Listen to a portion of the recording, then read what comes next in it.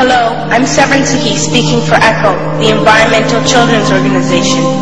We're a group of 12 and 13-year-olds trying to make a difference. Vanessa Setti, Morgan Geisler, Michelle Quigg, and me.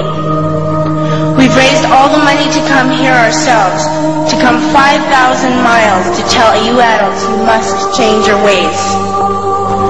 Coming up here today, I have no hidden agenda. I am fighting for my future. Losing my future is not like losing an election or a few points on the stock market. I am here to speak for all generations to come.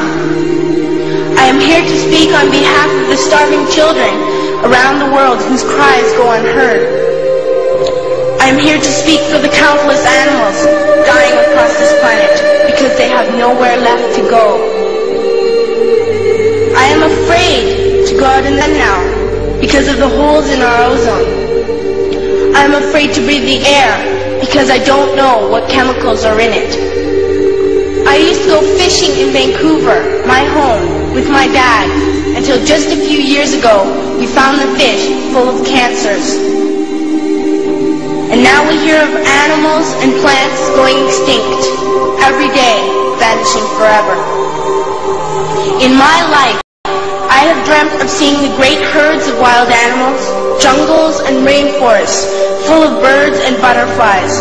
But now I wonder if they will even exist for my children to see. Did you have to worry of these things when you were my age?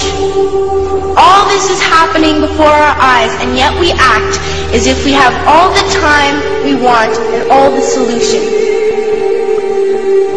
I'm only a child, and I don't have all the solutions.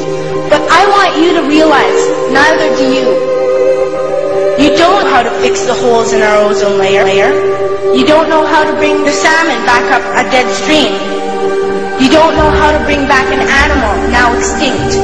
And you can't bring back the forest once grew where there is now a desert. If you don't know how to fix it, please stop breaking it.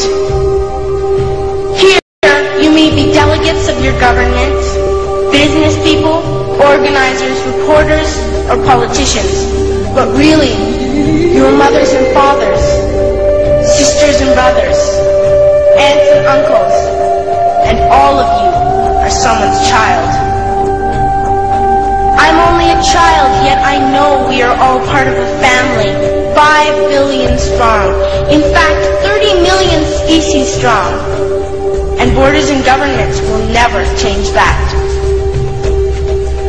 I'm only a child, yet I know we are all in this together and should act as one single world towards one single goal.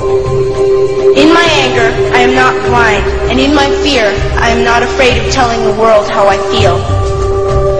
In my country, we make so much waste. We buy and throw away, and yet northern countries will not share with the needy. Even when we have more than enough, we are afraid to share. We are afraid to let go of some of our wealth. In Canada, we live the privileged life, with plenty of food, water, and shelter. We have watches, bicycles, computers, and television sets. The list could go on for 2 days. 2 days ago, here in Brazil, we were shocked when we spent time with some children living on the streets. This is what one child told us. I wish I was rich. And if I were, I would give all the street children food, clothes, medicines, shelter, and love and affection. If a child on the streets who has nothing is willing to share, why are we who have everything still so greedy? I can't stop thinking that these are children my own age, that it makes a tremendous difference where you are born. That I could be one of those children living in the favelas of Rio. I could be a child starving in Somalia, or a victim of war in the Middle East, or a beggar in India. Child, yet I know if all the money spent on war was spent on finding environmental answers, ending poverty, and finding treaties, what a wonderful place this earth would be. At school, even in kindergarten, you teach us how to behave in the world. You teach us not to fight with others, to work things out, to respect others, to clean up our mess, not to hurt other creatures, to share, not be greedy. Then why do you go out and do the things you tell us not to do? Do not forget why you are attending these conferences, who you're doing this for. We are your own children. You are deciding what kind of world we are growing up in. Parents should be able to comfort their children by saying, everything's going to be all right. It's not the end of the world, and we're doing the best we can. But I don't think you can say that to us anymore. Are we even on your list of priorities? My dad always says, you are what you do, not what you say. Well, what you do makes me cry at night. You grown-ups say you love us, but I challenge you, please, make your actions reflect your words. Thank you.